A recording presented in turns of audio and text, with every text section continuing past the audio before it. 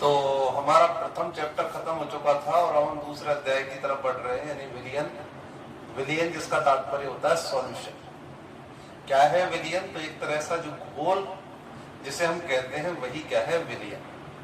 जैसे हम लोग हमारे घरों पर अक्सर बनाते रहते हैं चीनी का घोल, नमक का घोल, तो इस तरह से बहुत सारे प्रकार के घोल हम बनाते हैं। तो इन घोलों को ही क्या कहा जाता है? विलियन के नाम से जाना जाता है। तो विलियन की एक खासियत ये भी होगी, चाय, दूध वगैरह ये सब एक विलियन का एग्जाम्पल है।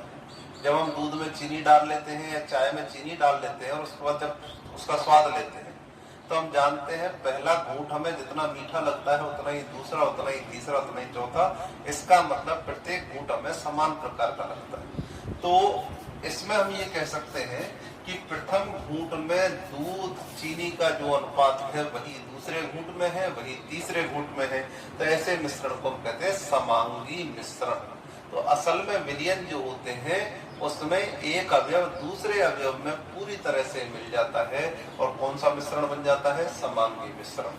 तो विलियन का मतलब क्या होगा? दो तो रह ही सकते हैं, पानी चीनी, उसमें ही नमक डाल दो, उसमें ही नींबू डाल देते हैं तो हमारे पास शिकंजी बनती है। तो इसका मतलब दो से ज्यादा भी हो सकते हैं, दो या दो से अधिक।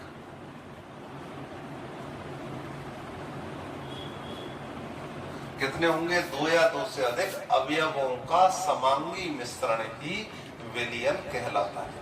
विलियन का मतलब घोल है और घोल में कितने भी पदार्थ घुल सकते हैं, लेकिन शर्त यह है कि मिश्रण कैसा बनना चाहिए? समांगी। और समांगी मिश्रण का मतलब मैंने आपको बता दिया है। इसका मतलब है प्रत्येक भाग में अवयवों का अनुपात समान होना चाहिए। जितना अनुपात पहले घूंट में है उतना ही दूसरे में, उतना ही तीसरे में होना चाहिए। तो ये तो हमारे पास विलियन की एक साधारण परिभाषा होगी। अब हम देखते हैं विलियन में क्या क्या चीजें पाई जाती है। सामान्यतः हम इस चैप्टर में जो विलियन पढ़ते हैं वो द्विअंगी विलियन पढ़ेंगे, अर्थात जिनमें एक विलेय होता है और एक विलायक होता है, यानी दो ही अवयव जिनमें पाए जाते हैं। तो देखिए विलियन दो चीजों से मिलकर बना होता है।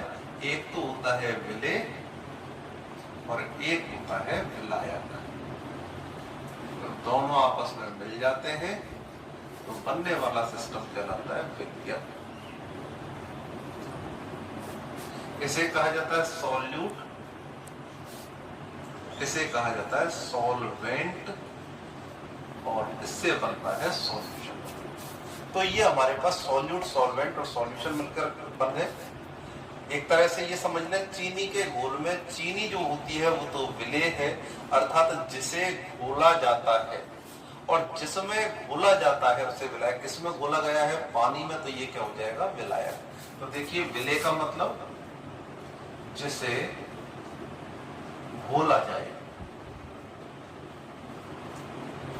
जिसे डिसॉल्व करते हैं, और दूसरी चीज होती है जिसमें घोला जाए, घोला जाए। तो किसमें घोला गया? पानी में घोला गया, तो पानी एक विलायक है। किसे घोला गया? चीनी को घोला गया, तो चीनी क्या है? विलेय। दूसरा भी एक तरीका और है कि जो कम मात्रा में होता है वो सामान्यतः विलेय होता है और जो अधिक मात्रा में होता है वो विलायक होता है। जैसे हम एक गिलास पानी में केवल 1 चम्मच चीनी डालते हैं तो इसका मतलब चीनी कम मात्रा में तो विलेय है, पानी ज्यादा है तो क्या है? विलायक। तो इस तरह से हमारे पास विलियन के बारे में आ जाता है कि विलियन होते क्या है। अब देखें, जरूरी नहीं है कि पानी के अंदर ही घोला जाए, विलियन किसी भी तरह से हो सकते हैं। जैसे मानिए कि विलेय हमारे पास ठोस अवस्था में लिया गया, विलायक हमारे पास द्रव में लिया गया। एग्जाम्पल हो सकता है चीनी का घोल, नमक का घोल, चीनी ठोस है, विलायक कैसा है? हमारे पास द्रव है, पानी। हो सकता है विलेय हमारे पास गैस हो, विलायक भी क्या हो? गैस हो। किसका मिश्रण होता है? गैसों का मिश्रण जो होता है। नाइट्रोजन 78% है, ऑक्सीजन 21% है, अन्य गैसें थोड़ी थोड़ी मात्रा में, तो ये विलेय और विलायक यानी गैस गैस का मिश्रण हो जाता है। तीसरी चीज ये भी हो सकती है कि ये भी ठोस और ये भी ठोस हो, विलेय ठोस और विलायक ठोस।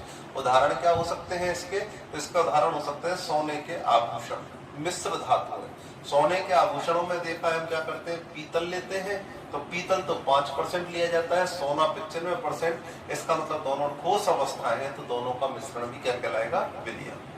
तीसरी चीज हो सकता है गैस को द्रव में घोल दिया गया हो तो गैस तो क्या हो जाएगी, कम मात्रा में विलय की तरह काम करती है और विलायक किसकी तरह, द्रव की तरह काम करता है। तो जो कोल्ड ड्रिंक्स होती है, सोडा वाटर होते हैं, उनमें पानी के अंदर कार्बन डाइऑक्साइड गैस घोली जाती है। तो ये किसका एग्जाम्पल हो जाता है, विलयन का। इस तरह से तो ऐसे हमारे पास कई तरह की अवस्थाओं के विलयन हो सकते हैं। अब इनमें एक चीज देखने में ये आती है, विलयन का नाम विलायक की प्रकृति के आधार पर दिया जाता है। यदि विलायक गैसीय अवस्था के होंगे तो विलयन कहलाएंगे गैसीय विलयन, यदि द्रव्य प्रकृति के होंगे तो विलायक ये विलयन को कहेंगे द्रव्य विलयन, और यदि विलायक ठोस अवस्था का है तो ये विलयन कहलाएगा ठोसीय विलयन। तो ये हमारे पास विलयन हो गए, अलग अलग प्रकार के नाम हो गए। अब देखें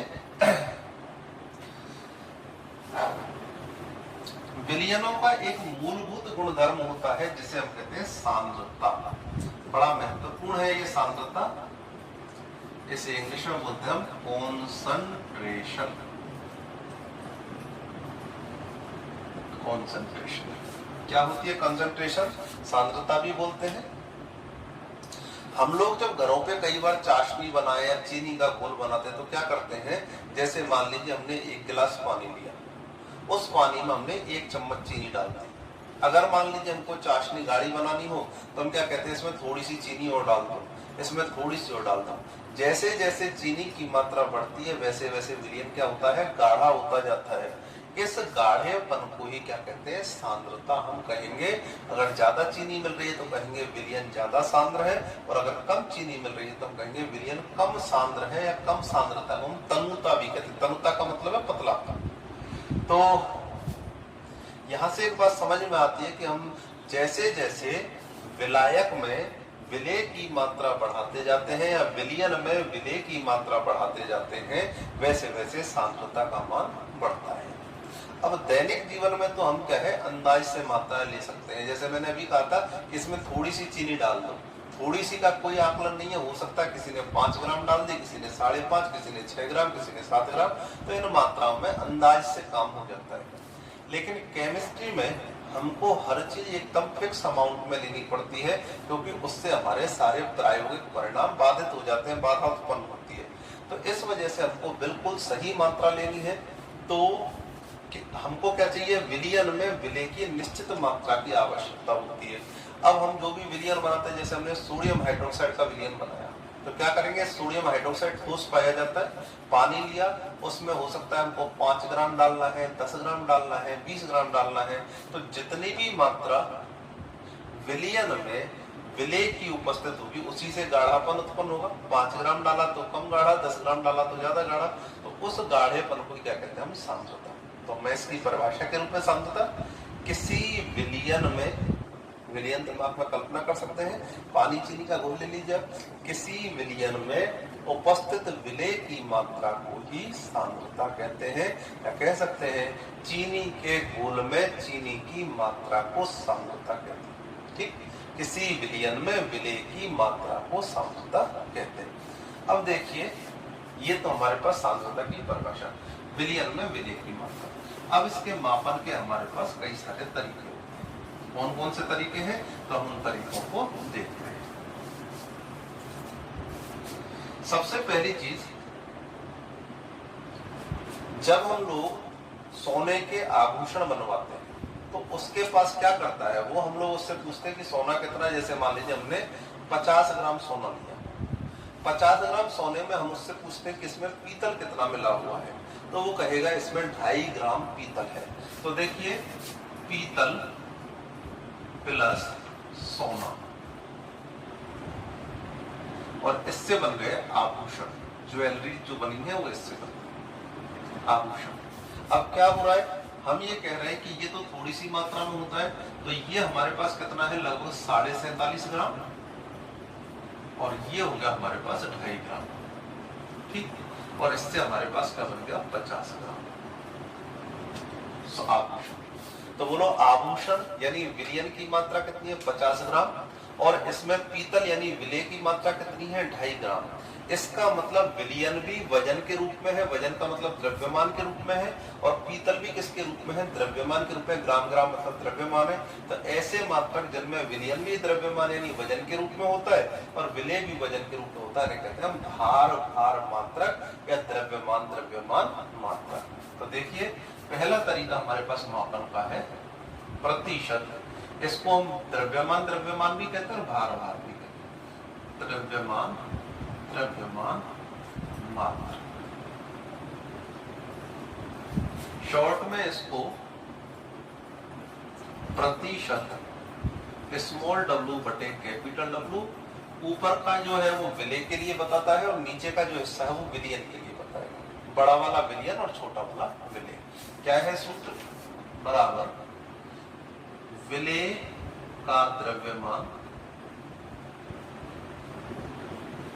विलेय का द्रव्यमान, ये हमको हमेशा ग्राम में लेके चलना है, बटे दूसरा क्या हो जाएगा, किसकी तुलना में देखते हैं, किस में से देखा जाता है, मैंने सांद्रता की परिभाषा है विलियन में विलेय की मात्रा। तो विलेय तो ले लिया, नीचे किसकी आ जाएगी, विलियन का द्रव्यमान,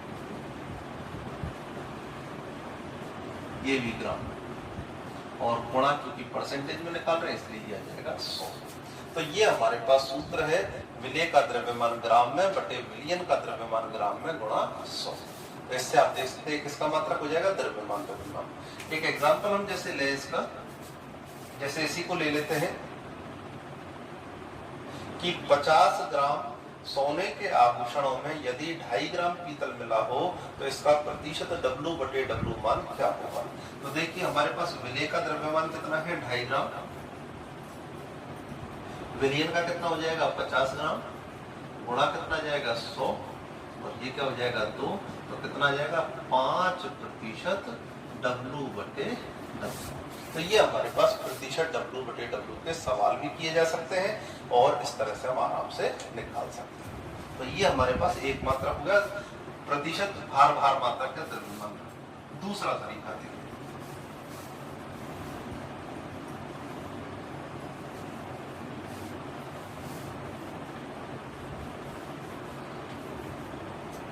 दूसरा तरीका हमारे पास ये है।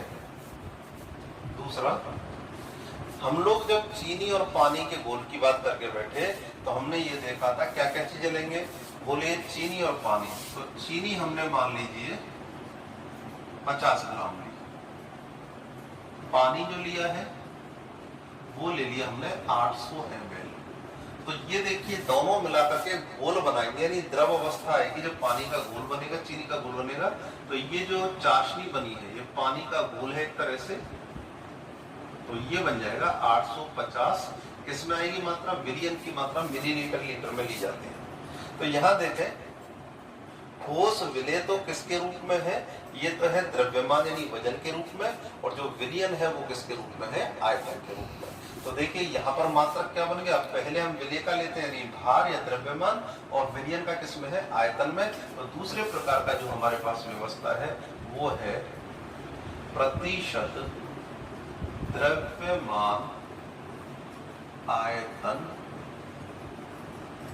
मात्रा, और इसे व्यक्त करते हैं प्रतिशत। W तो किसका क्या, द्रव्यमान का, और बड़ा भी किसका जाएगा, विलियन के आयतन का। तो ये तो हो जाएगा विलेय का द्रव्यमान,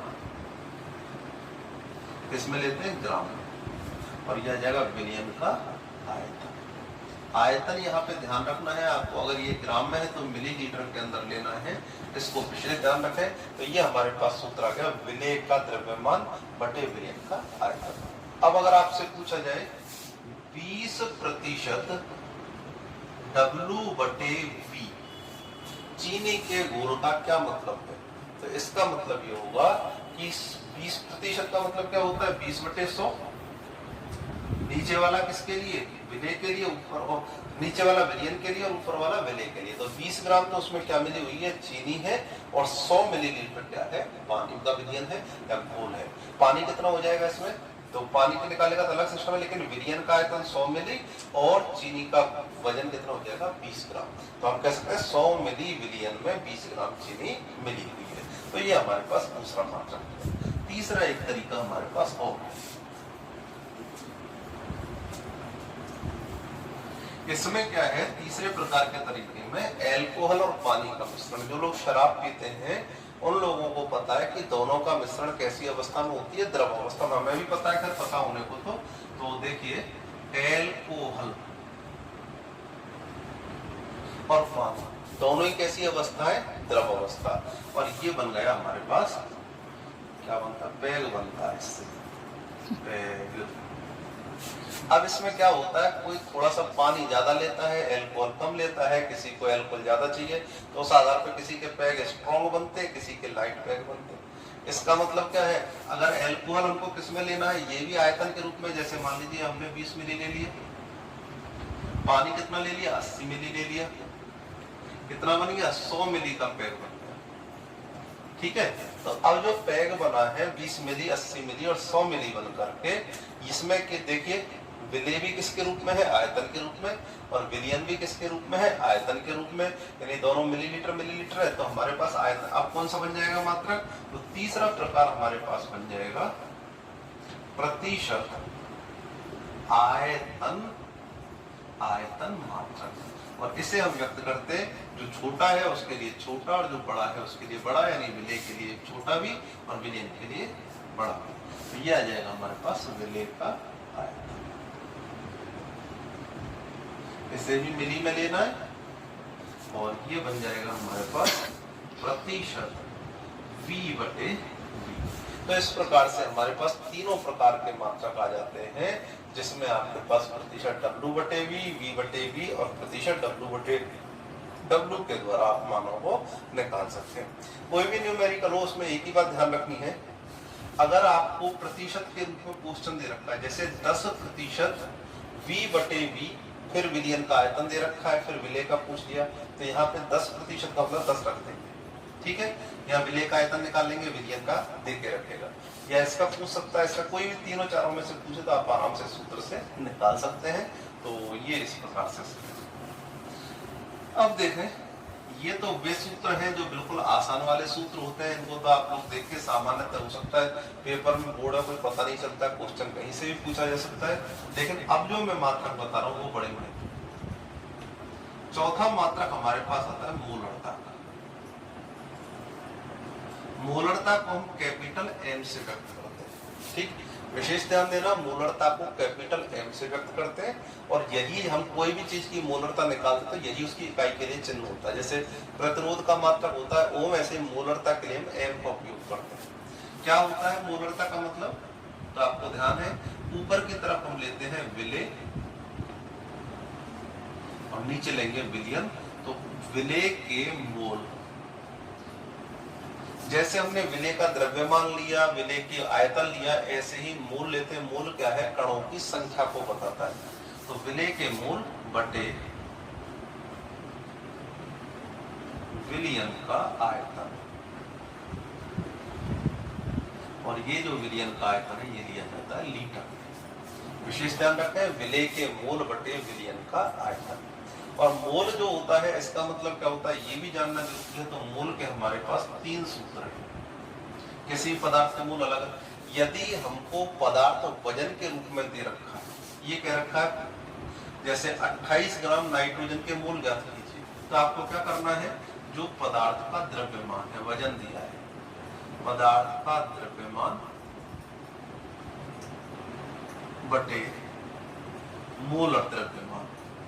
मोलर द्रव्यमान का मतलब परमाणु भार, अणु भार, आयन भार, सब कुछ भार है। जैसे आपसे पूछ लिया, अभी मैंने बताया था 28 ग्राम नाइट्रोजन का, 28 ग्राम नाइट्रोजन के मोल ज्ञात कीजिए। तो देखिए यहाँ पे लिखा 28, N2 गैस, नाइट्रोजन गैस होती है N2, और N2 जो होता है उसका अणु भार होगा 28। तो वजन भी कितना दे रखा था 28, अणु भार भी कितना हो गया 28, तो मोल आ गया 8। ऐसे कोई भी मान दे सकता है, आप निकाल सकते हैं। दूसरा जो सूत्र है, हो सकता है आपको वजन के रूप में पदार्थ ना दे करके कणों की संख्या के रूप में दे। जैसे ये कहे कि यदि N2 गैस के 5.4 × 10⁻21 अणु विद्यमान है, तो इसके मोल कितने होंगे। तो आपको अगर कणों की संख्या दे रखी है बराबर कणों की संख्या बटे अवोगाद्रो संख्या। अवोगाद्रो संख्या पिछले टॉपिक में मैंने बता दिया था, इसका मान 6.02 गुणा 10 की घात 23 होता है। तो अगर कणों की संख्या बटे Na करना है तो ये करना है, पदार्थ का द्रव्यमान सामान्यतः ये वाला पूछा जाता है। ठीक है, मतलब आपको विलेय के ग्राम में मात्रा बटे अणुभार गुणा विलयन का आयतन निकाल के मोलरता का मान निकल जाए। तीसरा होता है, तो तीसरे को मैं वैसे बता देता हूँ, सामान्यतः बहुत कम प्रयुक्त होता है लेकिन फिर भी हो। तो गैस अवस्था में यदि कण दे रखा है और उसका आयतन दे रखा है तो ये हमारे पास एक सूत्र बन जाता है, गैसों का आयतन, गैस का आयतन बटे 22.4। गैस का आयतन यहाँ पे लीटर में लेना है, ऐसे रेयर केसों में ही उससे मूल निकल पाएगा, ज्यादातर मूल इन्हीं के द्वारा निकलते हैं, उनमें भी विशेष रूप से इससे। तो आप लोगों के पास अगर पूछा जाए मोलरता की इकाई क्या होगी तो बोलो ये क्या है, मोल, और ये क्या है, लीटर। तो इकाई बन गई मोल प्रति लीटर। 1 लीटर में 2 मोल मिल रहे हैं तो कम गाढ़ा, 4 मोल मिल रहे हैं तो ज्यादा गाढ़ा विलयन हो जाएगा। इस तरह से हम मोलरता सांद्रता के बारे में बता सकते हैं। इंपोर्टेंट है, आवश्यक रूप से जानकारी में रखें। मान में कुछ नहीं है निकालने में, जो भी वजन दे रखा है उसमें अणुभार का भाग लगा दें। जैसे अमोनिया के लिए कह दिया, अमोनिया के 34 ग्राम में कितने मोल होंगे, तो आप देखिए 34 में यहाँ रखेंगे। अमोनिया का अणुभार कितना है, नाइट्रोजन का 14, हाइड्रोजन का 3, तो 14 और 3 17, 34 बटे 17 बटे बराबर कितना जाएगा, 2 आ जाएगा। कणों की संख्या भी ऐसे निकाल सकते हैं, बस जो भी संख्या दे रखी है उसमें 6.02 गुणा 10 की घात 23 का भाग लगाना है, तो ये मोलरता हो जाती है। अब देखें, मोलरता के बाद एक आती है मोललता। मोलरता इसे बोला, उसे तो बोला जाता है मोलैरिटी, रे शब्द है, और इसे बोला जाता है मोलैलिटी। मोलैलिटी इसको छोटे एम से व्यक्त करते हैं मोललता का। क्या होती है मोललता, तो मोललता के लिए बस अंतर इतना है, ऊपर का शब्द तो वही है, विलेय के मोल बराबर विलेय के मोल बटे, अब इंपोर्टेंट है, विलयन शब्द न लेकर के इसकी सांद्रता विलायक की तुलना में ली गई है, तो विलायक का द्रव्यमान, और ये द्रव्यमान किसमें लिया जाता है, ये लिया जाता है किलोग्राम। किसमें लेते हैं, किलोग्राम में। तो हमारे पास मोललता का मात्रक आ चुका है, विलेय के मोल बटे विलायक का द्रव्यमान। विलयन का नहीं है, विलायक का द्रव्यमान है, और वो भी द्रव्यमान आपको किलोग्राम में लेना है। फिर भी मान लो अगर ग्राम में दे रखा है तो क्या करना है, जिससे नहीं बदले। अगर नीचे ग्राम है तो ऊपर आप 1000 का गुणा कर देंगे, वो अपने आप किलोग्राम में कन्वर्ट हो जाता है। तो ये हो जाएगा सूत्र, विलेय के मोल गुणा 1000 बटे विलायक का द्रव्यमान ग्राम में। इस तरह से आप इसको कर सकते हैं, तो ये मोललता का सूत्र है। अगला है हमारे पास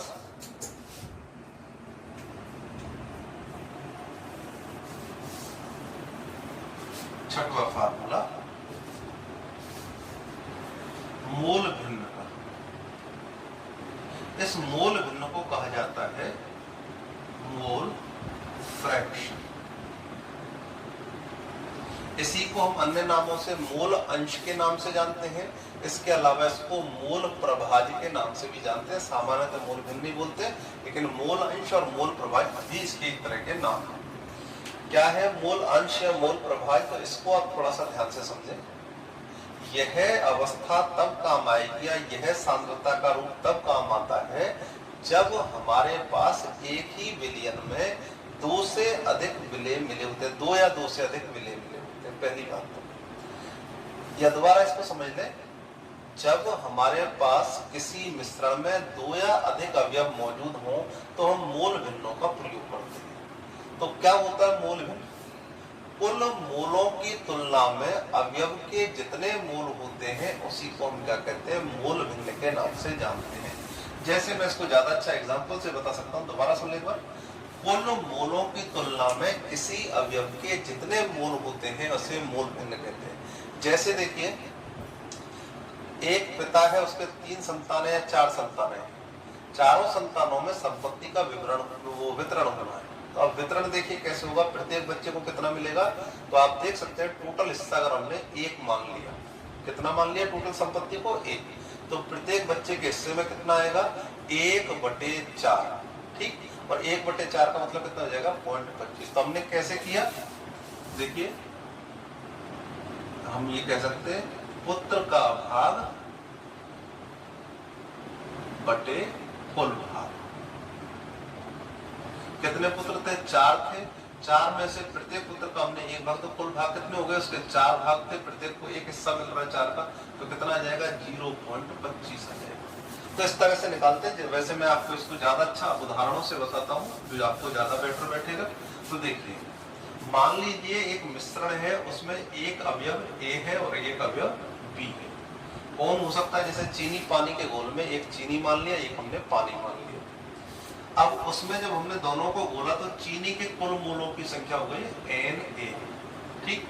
और पानी के जितने मोल हैं उनकी संख्या हो गई Nb। कुल मोल कितने हो जाएंगे बोलो, Na प्लस Nb। तो मोल प्रभाव क्या होता है, कुल मोलों की तुलना में अवयव के मोलों की संख्या मोल भिन्न कहलाती है। जैसे देखिए इसको व्यक्त करते हैं x से, किससे व्यक्त करते हैं x से। तो अगर हमको A के मोल प्रभाव देखने हैं तो इसको लिखेंगे x। A के मोल प्रभाव किसके हिसाब से चलेंगे, A के हिसाब से। तो मैंने जैसा बताया कैसे कहते हैं, कुल मोलों की तुलना में उस अवयव के मोल। तो देखिए इस अवयव के मोल कितने हैं, Na बटे Na प्लस Nb। तो एक तरह से सूत्र बन गया मोल प्रभाज का या मोल अंश का, अवयव के मोल बटे कुल मोलों के अनुपात को ही मोल भिन्न कहते हैं। तो ये बना हमारे पास सूत्र, अवयव के मोल बटे कुल। तो यहां हमने निकाला है A के मोल भिन्न निकल गए, A के मोल बटे कुल मोल। ऐसे ही हम B के मोल निकाल सकते हैं XB। कैसे निकालेंगे, तो B के मोल कितने हैं, Nb बटे कुल मोल Na प्लस Nb। तो इस तरह से हम A के मोल प्रभाज्य भी ज्ञात कर सकते हैं और B के मोल प्रभाज्य भी ज्ञात कर सकते हैं। तो दोनों के मोल प्रभाज्य आ गए। अब एक बात और ध्यान दें कि कुल हिस्सा किसी भी चीज का पूरा एक माना जाता है। जैसे हम रोटी एक लेकर के बैठे, कहें 2 जनों में कितनी बट में आएगी, तो हम कहते हैं आधी आधी बट में आ गई। 3 में कितनी आएगी, 1/3 आएगी। तो टोटल हिस्सा हमेशा एक होता है। तो मूल अंश जो होते हैं उन सभी का योग, चाहे अब तो इसमें कितने अवयव मिल रहे हैं, 2, 3, 4, 5 जितने भी अवयव मिले होते सभी का कुल योग कितना होता है, 1 के बराबर होता है। तो इसमें क्या कर सकते हैं आप, जैसे मान लीजिए आपको A के मोल दे रखे हैं, B के मोल दे रखे हैं, तो और आपसे पूछा गया x से और xb का मान निकालिए। तो आप लोग क्या करें, अलग अलग ना निकाल के केवल x से का मान निकाल लीजिए या फिर xb का निकाल लें। और आपको पता है x से प्लस xb बराबर 1। तो जो xb होगा उसका मान कैसे निकलेगा, x से का तो निकल गया, उसको 1 में से घटा दीजिए, आपके पास उत्तर आ जाएगा x और xb का। तो ये हमारे पास सांद्रताओं के सभी प्रकार के रूप हो चुके हैं। तो आज आप एक बार इन सांद्रताओं को कीजिए, इनसे संबंधित सवालों को खुद ही बना लीजिए, मतलब कोई भी मान रख लीजिए और उसको कीजिए सवाल न्यूमेरिकल संबंधी। तो इससे आपको कम से कम सांद्रताओं के मान पक्के होंगे। उसके बाद फिर हम आगे का अध्ययन करते हैं। धन्यवाद।